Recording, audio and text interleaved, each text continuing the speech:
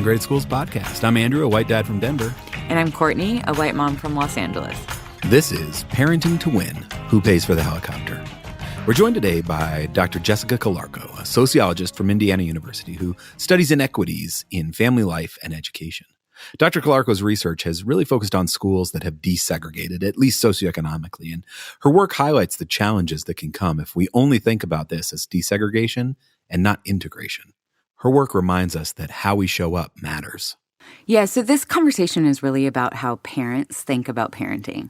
The way white and privileged parents think we're supposed to be a good parent, it matters in how we interact with teachers and staff, but it also affects how our kids interact too, right? Yeah. White and privileged parenting norms have a very real impact in the whole school community. And we are using white and privileged here for a very specific reason. The work that Dr. Calarco shares with us in this conversation today is really about privileged white parenting. Yeah. Her recent book, Negotiating Opportunities, How the Middle Class Secures Advantage in School, is an ethnographic study of an unidentified suburb in a large eastern city. She spent about 5 years there talking to parents, students, teachers, and the book is a result of that work. But it is worth noting that while the area she studied was socioeconomically diverse, it wasn't particularly racially diverse. And, as she notes in the book, class is not the only cause of classroom inequity. Race, gender, ethnicity all intersect with class in important ways and also matter independently for students and their outcomes. So while this work is really looking at class differences and how they show up and are reinforced in school, we have to acknowledge that race differences often exacerbate these issues, probably exponentially. Yeah, or logarithmically or something, right? But Sure. But also not identically. Right. And I think that while we are not explicitly digging into race in this episode, there's a lot in the mirror that Dr. Calarco holds up that we as parents can kind of use to think with in our racially integrating schools. Yeah. And of course, we generalize a lot in this conversation, but this was the research that Dr. Calarco conducted and is based on the ethnographic study that she did. And I think that the trends she identifies in her work are worth being aware of. Yeah. Yeah, absolutely. And we can also dig in deeper on our Patreon page. So sign up, become a patron for this podcast, patreon.com/integrated schools. If you're not familiar with Patreon, it's a platform that allows you to support this all volunteer effort while also engaging with us and other listeners and getting access to message boards, our podcast happy hour transcripts, facilitation questions, etc. And it keeps us from having to take breaks to sell you sustainably sourced yoga mats. Yes, which is good. It's probably worth saying before we jump into this also that Dr. Calarco points to a number of places where these sort of structural inequities show up, and quite often that shows itself in the classroom. Mm-hmm. And, there's no question that teachers have a big role to play in addressing some of these inequities, but we also recognize that teachers are working within a system just like parents are. The point here isn't to bash teachers, but rather help us all be a bit more aware of some of the really insidious ways that, our tendencies to get what's best for our kids comes at a cost. Yeah. All right, let's take a listen.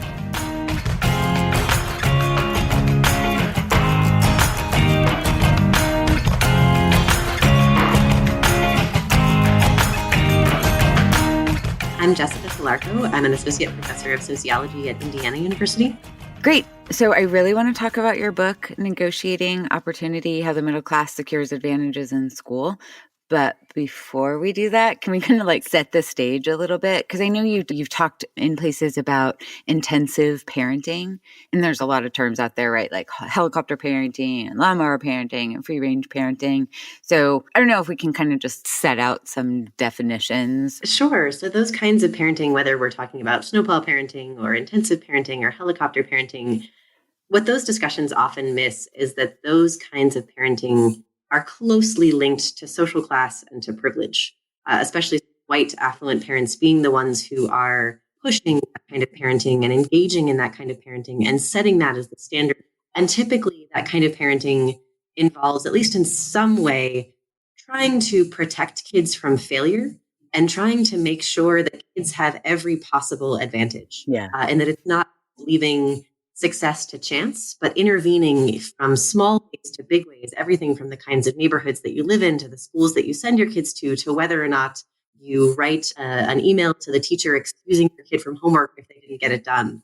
Those kinds of small and big ways that oftentimes white affluent parents intervene in their kids' education to make sure that they are not going to fail. Yeah. I mean, like, what happens if you fail? I think there's a huge fear around that. And I think it's not just failure in the sense of economic failure, because most of these, especially affluent white parents, have the means to literally pick their kids up out of failure, to make sure that they have a place to live if they don't have a job, to make sure they have a place to stay during graduate school so that they can get the education that they need, or as we've seen with recent scandals, buy their kids way into college if need be. Right. But it's also about emotional failure. It's about protecting kids from the feeling of failure, from feeling like you haven't been good enough or that you're not as successful as possible. And I think it's in part rooted in this idea that especially privileged kids should be able to be whatever they want to be and should feel entitled to have whatever job they want to have and have the kind of life they want to lead. And parents feeling like they have to protect that at all costs. I mean, all kids should be able to have the kind of life they want, right? But yes. I guess when parents feel that they need to protect that, and maybe the structures in society aren't really set up to allow everyone to protect that in the same way, that I guess maybe that's where things get complicated. But I guess before we jump into that, could you sort of step back and tell us how you came to care about this, how you came to start thinking about this, why you have devoted your academic career to this area, and why you care?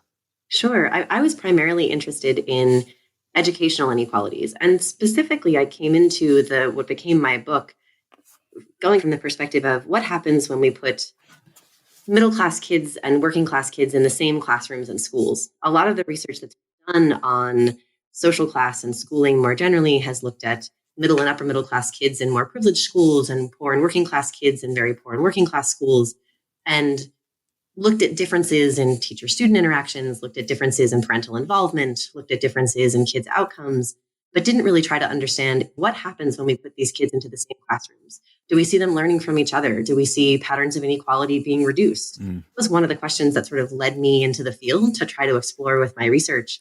And what I found, sadly enough, was that just putting those kids in the same classrooms was not enough to overcome inequalities. Yeah. In part because of the countless ways that privileged kids, middle and upper middle class white kids, had been coached at home by their parents to try to create opportunities, and often unfair opportunities for themselves, asking for extra time on tests, asking teachers to check their tests for them before they turn them in, talking their way out of homework, talking their way out of trouble when they got in trouble, and poor and working class kids feeling like they couldn't ask for those same advantages, that it wasn't that they didn't know how to ask, but that it was that they didn't necessarily trust the schools and the teachers enough to believe that they wouldn't get in trouble for trying to ask, based on their own experiences, based on the things that their parents had told them about their own interactions with institutions. They just didn't trust the school enough to feel like they could put their foot out there and say, I demand those advantages too. So in your book, you talk about the ways that we secure advantage for our kids, which seems, kind of like a reasonable thing. But I think that the interesting piece is that we fail to account for all the ways that this isn't free, right? There is a cost to doing that. Yes, very much so. And they think about it. They don't, and the parents, the privileged parents who are doing that kind of coaching certainly don't see it in terms of the downsides for other kids. They just see it as, I want my kid to have every possible advantage, is something I heard over and over again in interviews. But they never stop to think about, well, advantage is a relative term. So advantage over whom? And advantage relative to what? And so not being cognizant of the fact that if you're bending the rules to get your kid into the gifted program when they didn't actually qualify, what does that mean for the number of slots that are available? And should we be pushing for just your kid to get in, or should we maybe be rethinking whether we have gifted programs at all, or whether we should be thinking differently about the kinds of ways that we qualify students for gifted programs, if we're going to have them, that are more inclusive and more cognizant of the long-standing history of inequality around those kinds of programs and the way that they've been used to create segregation within integrated schools and to systematically exclude marginalized kids from opportunities for deeper learning. Right. You could argue that it's one thing to talk about gaming the system to get your kid into a gifted program, right? But is that materially the same thing as me teaching my daughter to ask for help when she needs it, ask for clarification if she feels confused? Because those don't necessarily seem like the same things, but I think in the long run and in the big picture, they produce the same effect. I think they all contribute to a level of entitlement, but I do think there are differences. And I do think it is okay to teach kids to ask for help when they need it. But I think there's also value in encouraging kids to be willing to work hard first and to struggle first, before immediately asking for help. And I think there's also a line between, and I try to talk about this in the book, the line between asking for help and asking for accommodations or sort of extra stuff. So it's one thing to say, I don't understand the directions to this assignment. Can you clarify it for me? And it's another thing to say, I got caught running in the hallways and I wasn't supposed to be doing that. And so now I'm going to explain to you why I was running in the hallway so that I don't get in trouble. There's an example that I talk about in the book of a student who didn't get her homework done. And she tried to talk her way out of it by saying, I didn't do my journal homework because I couldn't find my journal. And so I don't have it. And so do I have to stay in for recess? And so the teacher was sort of telling her, well, you should have just written it on a piece of paper and then put it in your journal when you found it. And so, but she eventually manages to talk her way out of getting in trouble for not having her homework done. And there were plenty of other kids, especially working class kids, who would come in without their homework done and would never try to talk their way out of it in that way. But I think that when kids are learning from their parents writing excuse notes for them or talking them out of getting in trouble when they do something wrong or try to ask for things like, will you check my answers for me on this test before I turn it in? That there's a line there between what's appropriate and what's not. And even the working class kids, when I talked to them in interviews, they saw that line. There were some kids that I would sort of ask them about, I see these things happening in class, like the kids will line up at the teacher's desk to ask him to check their test for them before they turn it in. What do you think about that? And they would tell me, I see that happening. I would never do that because I think that's cheating. And so draw a moral line around sort of what is acceptable and what is not acceptable. But I think that becomes a solution on the part of teachers in creating conditions where they're reaching out and offering support to students and making it okay for all kids to ask for help and not just kind of teaching working class kids to say, you should ask for help, but creating conditions where they trust teachers enough to be able to do so. Because help seeking is important and getting help and getting support and making sure kids have the resources that they need to be successful is critical.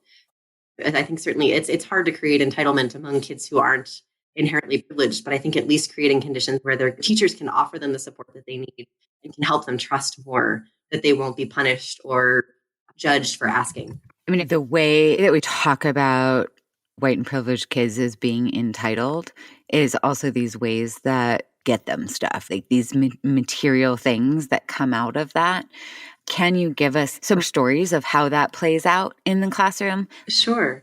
So I talk about in the book, there's sort of three different places where these social class differences were most apparent. It was in asking for assistance or help, asking for accommodations or sort of extra stuff, and then asking for attention, sort of one-on-one interactions with the teacher. And so in terms of asking for help, I mean, certainly in a lot of cases, these were places where help was warranted. That was kids asking teachers to help them with a project if they didn't understand the assignment. Middle class and upper middle class white kids saying, I physically can't get this project to stay together. Can you help me glue it? Or my rocket broke when we're launching a rocket outside on rocket day. Can you help me tie a new parachute on so that I can get to launch my rocket again? And even in those kinds of situations where the help was clearly warranted, poor and working class kids didn't feel confident and comfortable approaching their teachers to ask for help. They worried about, how is the teacher going to judge me? How am I going to be perceived? Am I going to be seen as too demanding, too lazy, too kind of needy if I don't try to do this myself? And so they tried to work through problems on their own instead. And so sometimes they were successful. And the teachers would often complain about the sort of privileged students being too quick to rely on the teachers, for never being willing to problem solve, for never being willing to work through a hard problem on their own. Poor and working class kids, in the context of having to work through those problems on their own, they weren't always successful. They tried really hard and they cared a lot. But oftentimes they just didn't get the support that they needed to be able to overcome those problems. If it was, especially if, say, for example, they missed a day of school, which was common among the working class kids. They got sick more often. They often missed school. They didn't always have the same level of healthcare that the privileged kids did. And so then they would come back after missing a day or two and be behind. They didn't know what they were supposed to be working on. They didn't necessarily understand the projects that had gotten started while in their absence. And sometimes the teachers would remember, but in a class of 25 kids, if that kid didn't speak up and say, hey, I was absent yesterday, I don't really know what I'm supposed to be doing on this project, there was a good chance that they were going to either do it wrong or not be able to do it or not finish it in time.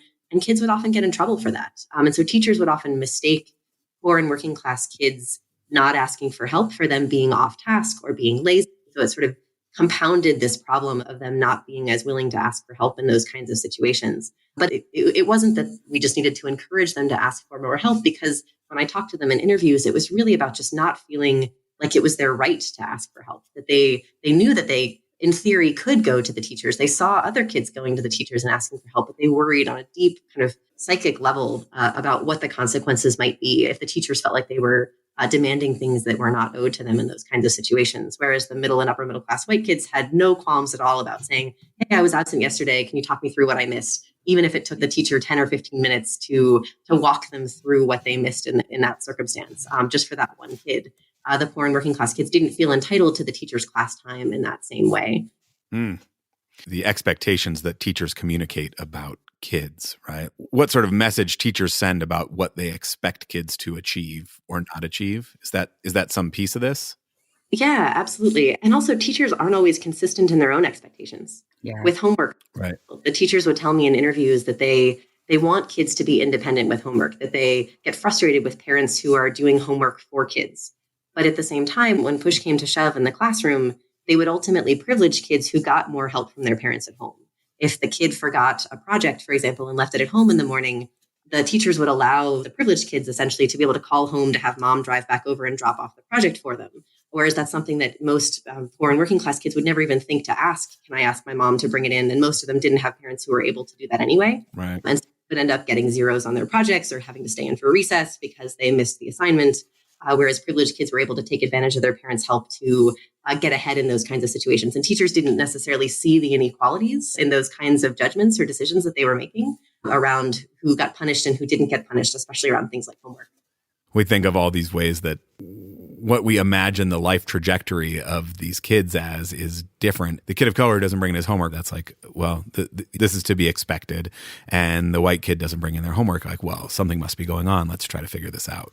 Exactly. It's about the default assumptions that we make about affluent white kids versus kids of color and low-income kids in the sense of which parents we assume to be good parents, which kids we assume to have good motivations, to be hardworking and smart and coming from a good place in their choices. I mean, I saw that all the time in classrooms with teachers making assumptions about kids' off-task behavior.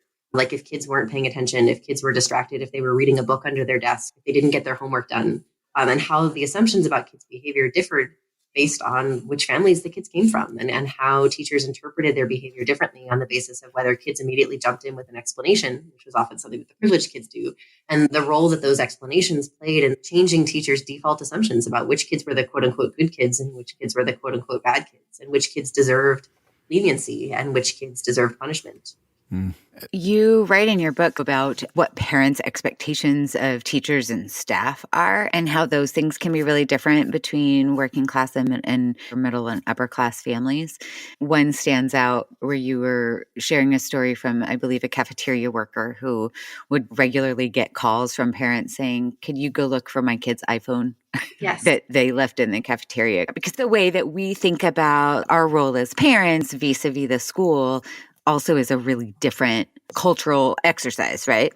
Yes. Yeah, the parent that you're talking about, Ms. Campitello, I call her in the book, they had moved to the district that I call Maplewood or Fair Hills from a very working class district. And so in the interview, when I was talking to her, she was comparing life in her old school district, which was very blue collar, and the kinds of parents that she knew there and the way that kind of family life worked there to the way that she saw things working at Maplewood. And she essentially said, like, where we came from and the way things were when I grew up, like parents would never challenge the teacher. Parents would never try to fix kids' problems for them. If kids left their backpack in the cafeteria or left something on the school bus, the parents would never think to ask someone else to fix that problem for them. The kid would get in trouble or it would be the kid's responsibility. And that was very much the way she parented her own kids, was sort of, if you mess up, it's your responsibility, because the working class parents, they really stressed kind of respect and responsibility and then resourcefulness as key skills that their kids needed not only to be successful, but also to be not judged by society. I mean, it's very consistent with the way that our society stereotypes marginalized groups and especially sees lower income people in our society as too dependent on society. And so they were pushing back against those stereotypes by stressing their kids the importance of being respectful and responsible and resourceful. And the way that parents like Ms. Campitello sort of talked about privileged parents, she talked about these privileged parents creating these sort of entitled kids who felt like they had the right to ask somebody else to solve their problems for them, whether that was a cell phone left in the cafeteria or a backpack left on the bus, or whether that was not getting their homework done. And she talked about it in terms of teachers being afraid of privileged parents and kind of being afraid of the power of privileged parents. She didn't talk about it in class terms. Almost none of the parents or teachers that I talked to talked explicitly about social class.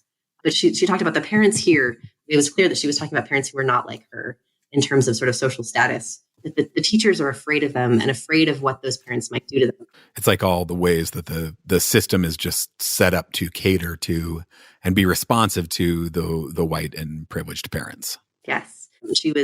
I don't know if she was referencing this in this instance particularly, but the summer before her son had started fifth grade, a bunch of the affluent white parents had started a letter writing campaign to ask their children not be placed in Mr. Fisher's class, one of the fifth grade teachers. Essentially, they had decided that they saw him as, quote unquote, unresponsive to parent requests and to student requests. He would set hardline rules around things like snack policies. He was generally more willing than most of the other teachers to push back against potentially unfair requests, things like parents trying to get their kids out of homework because they had a dance recital the night before. And so the privileged parents were very much not happy about this. And so a number of them requested that their kids not be placed in Mr. Fisher's class. And one parent even went so far as to, when she found out that her son was placed in Mr. Fisher's class, talked to the principal and had him pulled out and moved to a different class 1 week into the school year. And Mr. Fisher was just devastated. I mean, he would personally and professionally just felt like this was a blow to his credibility, to his sort of sense of self as a teacher. And given I spent a year in his classroom and certainly never got the sense that the things he was saying no to were in any way going up kind of beyond what was appropriate. That if anything, he was setting a clearer set of standards to make it fair for all students in his classroom. But the privileged parents were not very happy about that and made his life miserable in some ways because of it. Yeah, so we see this, this one teacher who's trying to do his part to push back, and that's being shot down by white privileged parents. I'm thinking about how these white privileged parents really relate to teachers as kind of colleagues. And I think that's really different than looking at teachers as professionals. I don't really question my neurosurgeon, but I'm definitely going to have a philosophical discussion, pedagogical discussion with my kid's teacher. And I think that relationship, it's going to take time in a different way. And we have that sense of entitlement to their time. Oh, absolutely. Yeah. Privileged parents, they see themselves as, I could do this job, that this teacher has the same level of qualifications to some extent that they do, or that they know as much about their own kids and probably more in some cases, or at least that's the assumption on the part of privileged parents. It's a very individualistic approach to learning that privileged parents tend to have, in the sense that I know my kid best and I know what's right for my kid, and the teacher knows the education stuff, but we can have a conversation about how to apply that education in a way that is best for my individual kid. Whereas the working class parents that I talked to tended to take both a more respectful or sort of deferent approach to teachers, but also a more collective approach to learning, in the sense that they saw the teacher's responsibility as not just helping their individual kid, but looking out for what was best for the class as a whole. And so if there was a problem, if parents were worried, they would sort of think through okay, I want to make sure I talk to the teacher about this. The teacher's the one who knows best. I'll defer to her judgment on this. And when they talked about it, especially coaching their kids to ask for help, they talked explicitly about not wanting the teacher to focus too much on their kid, and understanding that the teacher has 25 kids that they have to deal with, and understanding that their kid is not the priority. And I think that's just a very different mindset between sort of privileged parents and sort of more marginalized parents, and thinking about what is the teacher's role in school? Are they there to serve their individual child, or is it more about the class as a whole? And I think it has implications for the way that the teachers kind of face pressures to respond to individual parents, and for the kind of education that happens in classrooms. It seems like the problem starts from this sort of sense of entitlement, right? The pushback that comes when we try to remove privileges becomes very strong.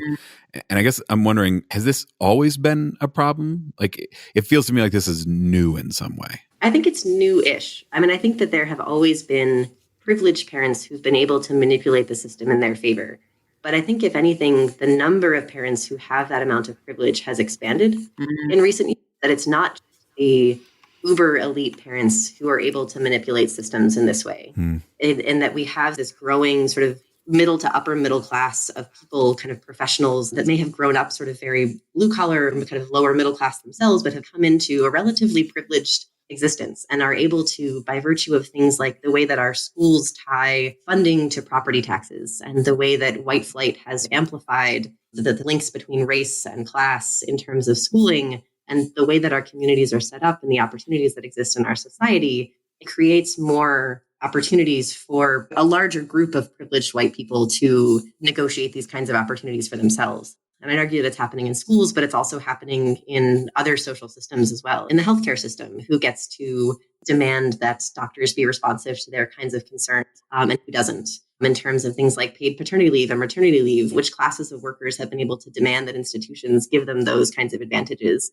Or in the legal system, with who gets in trouble for breaking the law and who doesn't, or who gets harsher penalties and who doesn't, who's able to talk their way out of those situations. I think it's a bigger set of issues that taps into the power of privilege in our society and how that power has expanded beyond just the people at the very top echelons of society to incorporate people at the what I might like to think about as sort of more mundanely privileged people, doctors, lawyers, college professors.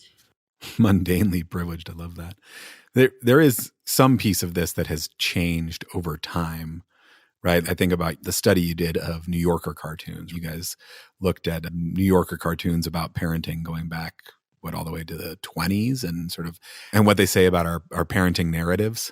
Definitely. I mean, I think certainly we've seen a push toward more individualistic parenting, at least in terms of the way that elites talk about parenting in society. And the project you're talking about with New Yorker cartoons is certainly very much directed at an elite audience of parents. And thinking about the role that the way that parenting and good parenting is defined by this very intensive parenting model of I'm raising this perfect little child to be a model of myself and to be an indicator of my success and my worth as a parent is certainly something that has become more prevalent over time, that it's less about sort of kids as a nuisance and more about sort of kids as this project. Do you think there's a piece of that is also tied to the performative nature of parenting now, the way that we share our parenting wins and hide our parenting losses, the like online version of ourselves that we create that then creates this sense, well, like all these other people seem to be getting so much, I better make sure that I get mine too? Absolutely. That it's not just about my kids' success is determined by their ability to compete in this increasingly competitive world, but my value as a person and as a parent is defined by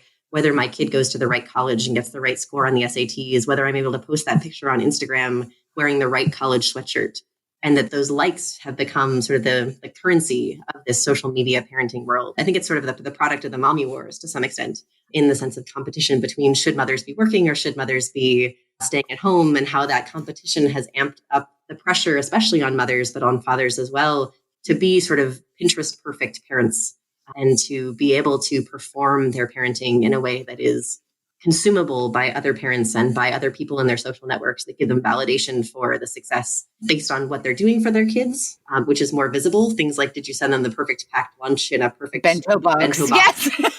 Exactly. Or did you just send them with $1.75 to buy lunch at school? And also the other visible thing is sort of how well your kids do. Are they in the gifted program? Are they going to the right schools? Are they going to the right colleges? Are they participating in the right clubs and activities that you can post videos of on Facebook? I think you're right that kind of performative aspect of parenting has certainly amplified the pressures, especially within privileged parenting circles. And I think that's part of the problem is that our schools and our neighborhoods are so segregated that privileged parents feel like they're only competing against other privileged parents. And so they don't realize the consequences of their actions for larger patterns of inequality. But what they don't realize is that they're essentially making it harder for other kids who don't have those same opportunities and same resources to be able to achieve those same levels of success. And I think that's dangerous to some extent when we allow parents, and especially parents with a lot of privilege, to use their kids as their own marker of self-worth, because that means that they're going to be even more empowered to use the resources that they have to perpetuate their own kids' perfectness or their own kids' success in a world where opportunities for success are completely unequal from the beginning. I mean, I guess I would argue then our schools respond to that by the people with privilege creating schools that provide more of those things that we think are actually important and not really addressing some of the more emotional level, making good citizen kind of questions. Absolutely. I mean, the working class parents that I talked to, certainly they wanted their kids to do well in school, but it wasn't the same kind of ideas about this is what defines a good person. What they stressed to me over and over again in interviews was the importance of respect and responsibility and hard work and just being a good person who doesn't try to cheat or lie or steal their way to the top, and kind of thinking about those values and how undervalued they are in a school setting, and how our schools, and if anything, reward the kind of kids who are able to manipulate the system and bend the rules or try to find ways around the rules to get ahead, as opposed to really thinking about how do we encourage respect? How do we encourage kids to work hard and be willing to fail and be willing to struggle through tough problems while still making sure that they get the support that they actually need? You talk about the mommy wars as influencing the idea of what a good parent should be. Yeah. But, there's something too about the changing construction of childhood, how we think about our kids and their vulnerability versus their resiliency and how that has changed over time. And then how that changing over time is related to, what our jobs as parents are and how those have changed over time. Yeah. And sociologist Viviana Zelizer has it's a book that's almost 30 years old now. It's called Pricing the Priceless Child. I think it actually is one of the most powerful books in terms of understanding where modern helicopter parenting came from and that it started in the early 20th century. And so more and more pressure got put on parents to make the right choices for their kids and kind of push this scientific parenting movement that I think has ultimately evolved. And certainly her book was written before modern helicopter parenting was talked about in the way that it is today. But I think it's certainly the precursor to what we see in terms of helicopter parenting today, coming out of this idea that we see children as priceless and we see parents as having the primary responsibility to protect their kids' health and well-being, and even kind of over time beyond just their health and well-being to their emotional well-being and their financial success and their status in society as well. I also feel like there's this individualistic approach piece, right? But then there's also this anxiety piece. And I'm thinking about the thousands of parenting self-help books. How does this constant pressure of experts play into the conversations around parenting and particularly around intensive parenting? That's actually something I'm trying to get at with a new project that I have in the field right now, where I'm doing surveys and interviews following pregnant women from pregnancy through the first year and a half of parenting, looking at who they turn to for advice, how they make decisions like vaccines and breastfeeding and screen time, and kind of trying to understand some of these pressures. Who are they looking to for advice? Who do they see as a model parent? How does that vary across race and across social class? How might networks that you belong to and the kinds of sources that you turn to for information be reinforcing those class-based and race-based inequalities and the kinds of parenting that we see happening, and especially the kinds of privileged, entitled parenting, kind of reinforcing this idea that privileged parenting is okay through the networks that you belong to. I know that's not your question exactly, but it's certainly a question that I've been thinking a lot about. Yeah. Especially for privileged parents, they seem to be the ones who are most interested in those kinds of expert opinions and expert advice. Not only are white privileged parents more interested, maybe even dependent on what the science says and more likely to make parenting decisions based on that. But, as you were talking about in your essay on free range parenting, there are also things that society allows white parents to do that parents of color are not allowed to do in the same ways, right? Absolutely. That white parents are given a level of freedom to navigate institutions, to give their kids freedom, and aren't judged for those choices in the way that parents of color and low-income parents are judged for those same choices. And I think the free-range parenting movement, I don't see it as a way for parents to increase equality. I see it as another way for parents to make sure that they're doing what's best for their own kids, in many cases at least, maybe not across the board, but certainly as a way for privileged parents to say, oh, I see what's really important. I see that free play and creativity and independence is really important for my kids' success. Seneca Elliott and Sarah Bowen have a new book. It's a book about sort of feeding practices in the United States, and it's interviews with lower income and higher income mothers across a number of different states. And one of the things that they find with their interviews with low income moms and mothers of color are essentially the pressures that they feel when they go to the doctor's office and get their kids weighed, and that they feel like there's so much riding on, is my kid at that right mark on the weight charts? Because if they're not, there's a good chance that the doctor's office will call social services. And so the level of scrutiny that marginalized parents face on a day-to-day basis and in every interaction with institutions, the risk that they put themselves at when they interact with teachers or interact with doctors or interact with other social service providers, there are huge risks for them that middle and upper middle class white parents just never have to think about and are given so much more leeway in those kinds of decisions. Whether it's about what their kids look like or what their kids are eating or how their kids are behaving in public, that they just don't have to worry about those same kinds of things. So it feels like the pendulum has sort of swung from maybe a more relaxed kind of parenting into this hyper involved helicopter kind of parenting. But I guess I'm wondering, do you get a sense at all that maybe the pendulum has started to swing back the other way? I get a sense that there are more people saying, I don't want to do this. The way that it looks like parenting was done 5-10 years ago doesn't look like something I want to jump into. Absolutely. I mean, and even the parents that I talked to when I was doing the research for the book, they didn't want to be labeled as helicopter parents. Oh, I'm not one of those helicopter parents. I only check my kids' grades online once a week. I don't do it every day. And so I think there is increasingly a stigma around that kind of helicopter parenting and not wanting to be perceived as one of those parents who is doing too much or is intervening too much. I think some of it comes from recognizing the real problems with that kind of approach, both for parents in the amount of exhaustion and anxiety that it can create to try to parent that way all the time. And also for kids in terms of the parents recognizing the value of failure to some extent and the value of letting kids struggle and work through problems on their own and not have someone constantly there to pick up the pieces. I do worry that some of it is about sort of parents not wanting those potentially stigmatizing labels. Right. It can't just be about sort of changing labels or doing the same things, but not getting called a helicopter parent for it. If the pendulum is going to swing, it's got to be actually about like a new direction for parenting. And so I think it's about making sure that whatever new directions parenting goes in, that changes are oriented not just toward, I'm going to pick the parenting strategy that is going to maximize my kids' economic success and emotional happiness, but what are the parenting strategies that are going to ensure that all kids have a chance to have an equal shot at having everything they need and also having the same chances to get the things they want as well. I was thinking about the study recently, sort of linking economic inequality in countries to the degree of intensive parenting. And I think the idea was the greater the economic inequality in the country, the more intensive parenting becomes, because when the potential outcomes for your kids diverge so widely, there feels like much more pressure to make sure they end up on the quote unquote good side of that gap. Absolutely. And I think that's certainly that kind of anxiety about maintaining kids' class position and maintaining kids' success. It feels ironic because of the level of resources that these privileged parents have to protect their kids from failure.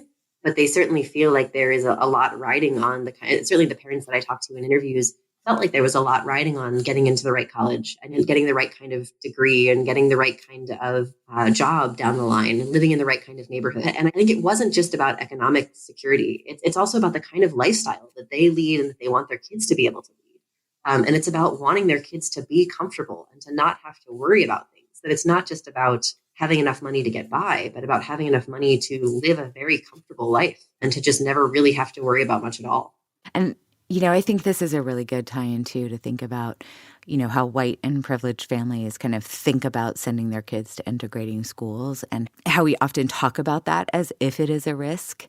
And when we're thinking about all of these pressures around what it means to be a good parent in these very, very specific ways, we hear a lot like, why on earth should we take this risk to go to an integrating school? How would you talk about this perception of risk? Absolutely. I mean, just from an evidentiary perspective, going to a quote unquote good school has a much bigger impact on a marginalized kid's outcomes than it does on the outcomes of a privileged white kid. Yes. They are the kids who have the resources at home to act as a buffer to make sure that and possibly through some of the ways that their parents intervene in schools, they are the kids who have the least to lose by going to those kinds of schools that are historically underperforming, with the big air quotes around underperforming. And so I think that if anything, those are the parents who have the resources to take the risk. They're also the same parents who have the resources to avoid the risk. But arguably, they're the ones whose kids should be asked or should be called upon to take that risk because they're the ones who have the resources and the buffers to protect themselves from it. Yep. Yeah. Our audience is largely white privileged parents. What do we do about this? How do we take this that seems sort of undeniably true and turn it into some sort of action? It's, we are individuals, and seems like a systemic issue. But it seems like there must be ways to interact with that system in more helpful ways. Yeah. I mean, I think one of the big things that privileged parents can do is to check the way that they interact with teachers and with other institutions. So to give you an example, I have an almost 5-year-old and an almost 2-year-old. And about 2 years ago, my then 3-year-old I picked her up from daycare one day and we were walking home from school. And she told me how her teacher chased her on the playground and grabbed her and brought her back inside. And so the chasing part and the grabbing part, of course, my parenting antennas went up and said, what's going on here? And it's certainly in that moment, I could have marched back to school, demanded to know what was going on, kind of gotten the teacher in trouble. But instead, what I tried to do was to try to figure out, what might have actually been going on here? And so what I found out by sort of carefully questioning my daughter was that what really happened was that my daughter, it was a warm spring day, and my daughter didn't want to wear her coat. It was probably 55 degrees outside. And the teacher said, no, the rules are if it's under 60 degrees, you have to wear your coats outside to recess. And so my daughter, being stubborn as she is, decided that she was going to run out the door of the classroom without her coat on, made a break for it and almost got to the street. And the teacher obviously ran after her and chased her and grabbed her, rightfully so, to protect her from running out into the street, and then brought her back inside to have her put her coat on. So after understanding more about the situation, I was perfectly on board with the teacher's response. Right. Sort of said to my daughter, look, there are rules for a reason. And it might feel unfair in those moments that you have to do something that you don't want to do, but unfair doesn't mean not getting what you want. And that there are rules for a reason, and that she has to respect the teacher and respect the rules and listen to the teacher when she tells her what to do. And so I think being willing to think about the way that we talk to kids, and especially privileged kids, about fairness and about what fairness actually means. And that fairness isn't just getting what you want all the time. And that question, why can't they always get what they want? And why isn't it fair for them to always get what they want to other kids in our society and to other institutions and to the adults around them as well? But expecting teachers to drop everything just to make sure that they get what they want is not fair to the teacher, just as much as it isn't fair to the other students as well. And so kind of being willing to have those conversations with kids, even from a very early age, and to help them understand the consequences of their actions, to help them think about why rules are important and why respect for authority. I mean, certainly not ultimate deference to authority and that people in power are never wrong, but the idea that there is value in that kind of respect, and that thinking beyond our individual kids and not always assuming that their interpretations are the right interpretations, or that there might not be something going on that the teacher was contending with if something didn't go your particular kid's way, I think can be a really powerful first step for privileged parents to take. Can you tie some of this to life after school for these different kids? Because I feel like there's a piece of it that low income, but certainly kids who are not white don't get to talk their way out of problems once they leave school. Mm-hmm. And it seems like there's maybe a piece of what parents are desiring is asking the school to actually prepare them for the world that they're going to live in. And the white and privileged parents know that these things will continue on after school. Yeah, I mean, you're right in recognizing that there's very different worlds that these privileged kids and more marginalized kids are going into when they leave school. But certainly that plays out when they move into the workforce, when they move into interactions with the healthcare system, with the criminal justice system. I mean, certainly there's huge implications there in terms of working class kids in some level, their parents at least trying to prepare them for the world that they are likely to face. And I think we need to be cognizant of that when we think about how we change schools to try to address some of these problems. And I'd argue that the solution has to go beyond just schools and teachers and parents, that it really has to be thinking about how do we reduce the power that privileged people have to bend the system to advantage them in every possible way. And maybe that's things like decoupling school funding from property taxes, mm-hmm. or decoupling test scores from home buying websites, to reduce the power that privileged parents to say, hey, if you don't give me what I want, I can pull my kid out of this school and all of a sudden your funding is going to go away. Or kind of making sure that teachers are paid decent wages and don't have to rely on parents, and especially privileged parents, to fight for them in fights with the school board over things like, are they going to have benefits? Are they going to have adequate teacher salaries? Are they going to have adequate funding for the classes that they have? And so I think to the extent that we can think about ways to reduce the power that privileged people, especially affluent white people, have in our society to make those demands, it's a tough solution, but I think it's arguably one of the only ways that we'll be able to prevent privileged people from being able to demand that all of those institutions just cater to their needs. These institutions, though, they're responsive to us too, right? And with schools in particular, we ask the schools to cater to us because our vision of what a good parent is tied up in what we get from the educational system. Absolutely. And so it seems like that system is unlikely to change unless we can change what it means for us to be a good parent. Yeah, absolutely. What are alternative ways to think about what being a good parent means? Yeah. Is good parenting about doing what's best for your individual kid? Or can good parenting maybe instead be about how do we ensure that all kids have access to the kinds of opportunities that you want for your kid? And kind of reframing that conversation to be about raising all kids to have success and opportunities, and not just be very focused on sort of individual kids as markers of parental success. That's great. Well, Dr. Clarker, thank you so much for your time and your expertise and sharing with our audience. We really appreciate it. Thank you. I really enjoyed the conversation.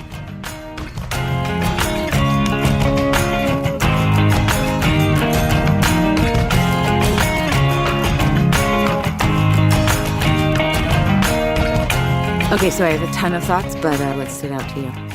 A lot. I think it's worth reiterating that this episode was not meant to be sort of teacher bashing, right? Teachers are, by and large, committed professionals who are working hard to educate kids. But, I think when we don't talk about the ways that our assumptions can lead us to treat kids differently, and we don't train teachers to push back on that, we see that the impact of our system is negative, sort of regardless of the intent of it, right? Yeah. But I think it's worth pointing out as well that we can't ignore the ways that teachers are responsive to parent demands, and particularly to white and privileged parent demands. So we have to examine the role that we as parents play in perpetuating these things too. Yeah. And, I'm definitely reminded that this work is really about class and not race. And while these issues clearly affect low-income students, even wealthy students of color are often subjected to the same types of expectations. Yeah. Not to mention all the other ways that identity shows up in schools. But Right. Courtney, what stood out to you?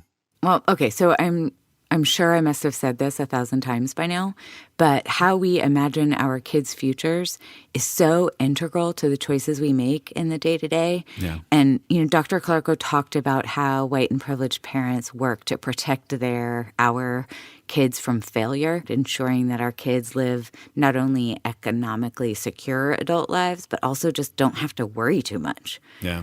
And, while that's understandable, how we end up reverse engineering that really does come at a cost to other kids.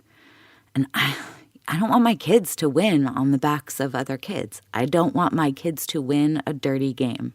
They probably will anyway. I mean, yeah, right? We have a long way to go. But there are things we can do, right, to push back and to live differently.